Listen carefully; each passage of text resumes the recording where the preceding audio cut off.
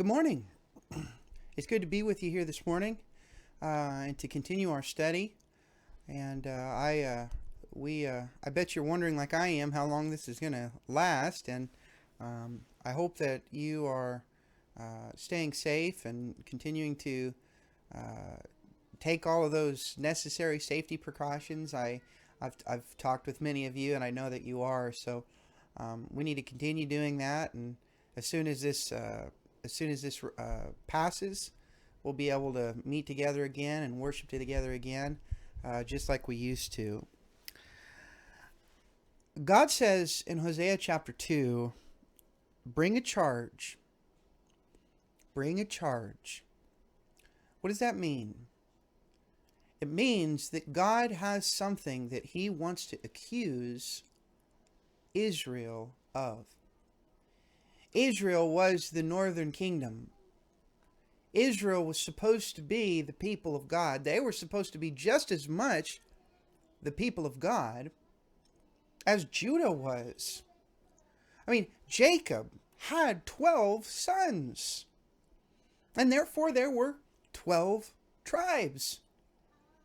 So all of the sudden, 10 of those 12 tribes are in horrible danger of complete destruction. And God says, I want to bring a charge against these people. The judge of all judges is bringing a charge against his people. Bring charges against your mother. Bring charges. For she is not my wife, nor am I her husband. Let her put away her harlotries from her sight, and her adulteries from between her breasts, lest I strip her naked and expose her, as in the day she was born, and make her like a wilderness, and set her like a dry land, and slay her with thirst. I will not have mercy on her children, for they are the children of harlotry. For their mother has played the harlot. She who conceived them has behaved shamefully. For she said, I will go after my lovers, who give me my bread and my water, my wool and my linen, my oil and my drink. Therefore, behold, I will hedge up your way with thorns, and wall her in, so that she cannot find her paths. She will chase her lovers, but not overtake them. Yes, she will seek them, but not find them.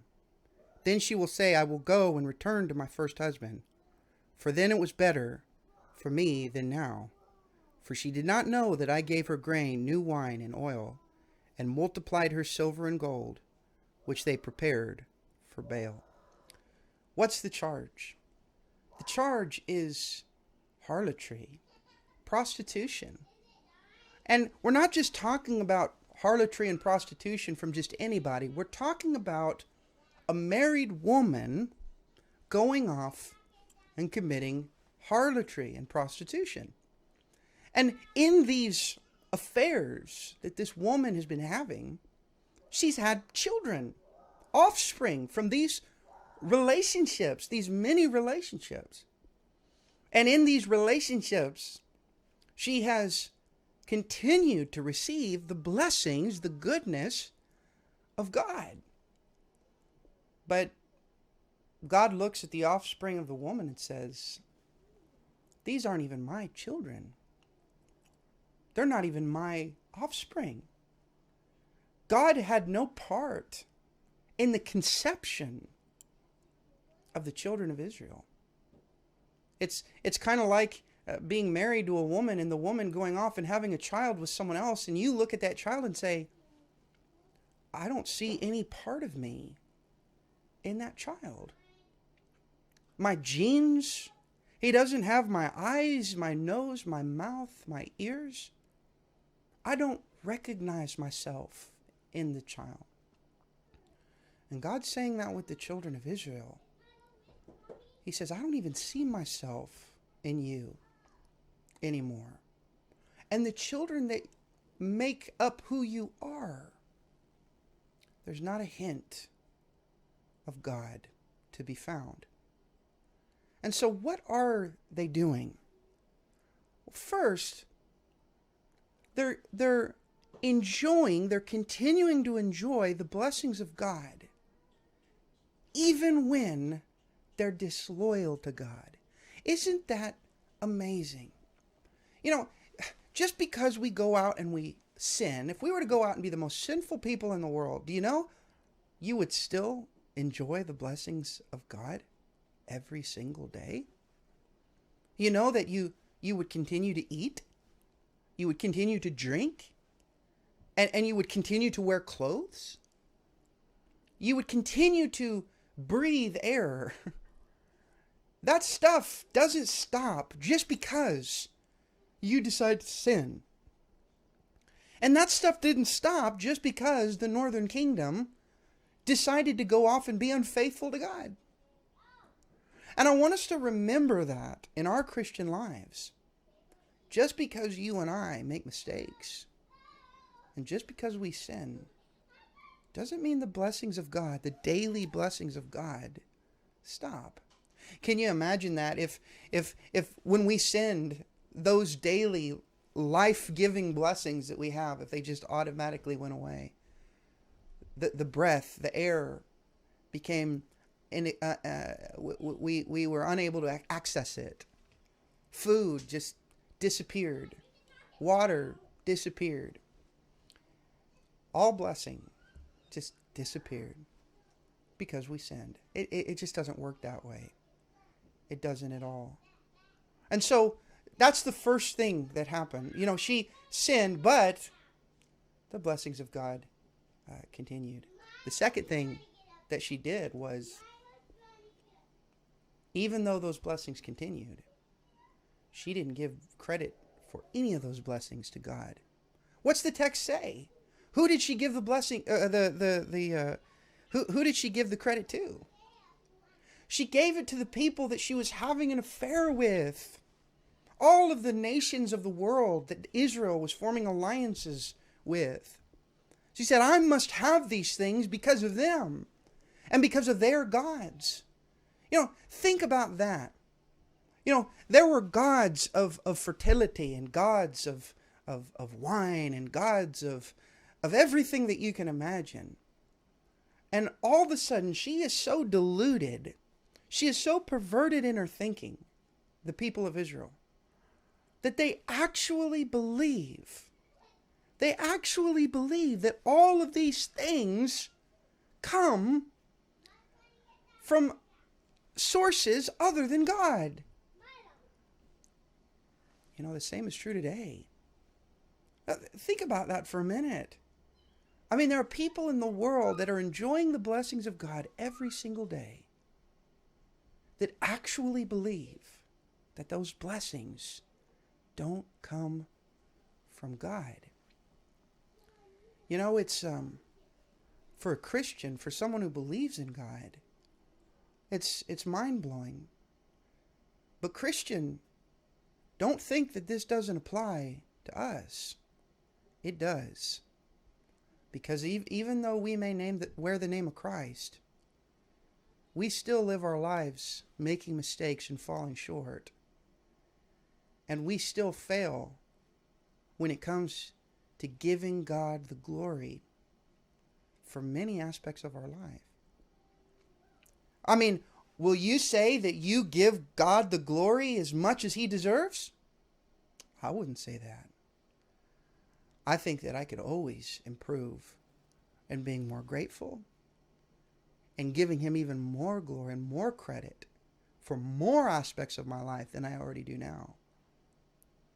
You know, and those people that actually believe that their blessings come from somewhere other than God, they're just like these people in Israel. The food, the water, the clothing, all of those things that Solomon says in Ecclesiastes are a gift from God to be enjoyed, all of a sudden are gifts from pagan gods. Even worse than that, gifts of chaos through evolution and spontaneous generation and things that miraculously evolve without a miracle worker. You know, it's it's amazing that all of these things, she took all of these blessings and made it an offering to prepare for Baal. Number 3 is in verse 9. Therefore I will return and take away my grain in its name, and my new wine in its season, and I will take back my wool and my linen given to cover her nakedness. Now I will uncover her lewdness in the sight of her lovers, and no one shall deliver her from my hand. I will also cause all her mirth to cease, her feast days, her new moons, her Sabbaths, and all of her appointed feasts. And I will destroy her vines and her fig trees, of which she has said, these are my wages that my lover has given to me. So I will make them a forest, and the beasts of the field shall eat them. And I will punish her for the days of the Baals, to which she burned incense. She decked herself with her earrings and jewelry and went after her lover. But me she forgot, says the Lord. The next thing that we see is that God starts taking away the blessings. It's only inevitable. I mean, you live with blessings for so long from God. You wade through blessings for so long from God. You have to believe that those blessings are not eternal. They're not. As a matter of fact, if you put your hope in the blessings themselves, you're going to be very disappointed. And you're going to feel very embarrassed and very ashamed. Because those blessings will eventually go away. God's saying, I'm going to take them away. And He will. We enjoy the blessings of this world, but this world is going to be destroyed. We enjoy the blessings of life, but all life eventually ends in this physical world. And God says, I'm going to take all of those things away, and she's going to be punished. And that's exactly what happens in history. Because she has had these affairs. And let's be clear here. It's not just a disloyalty and an unfaithfulness to God. It's what the sin that came with. It's what the sin is that came with these adulteries, these harlotries, these horribly depraved sins that they committed. That's what we're talking about. And that's what God is going to correct. And ultimately, she is completely forgotten about God. Number 4. That's probably the worst thing that can happen, is for people, mankind, God's creation, people that were made in the likeness of God, to forget who God is. It's tragedy. It's a tragedy for them, and it's a tragedy for God. He doesn't want His people to be unfaithful to Him. He doesn't want to be forgotten. Why should the blessing be taken away? For the Christian, our hope is in an eternal blessing.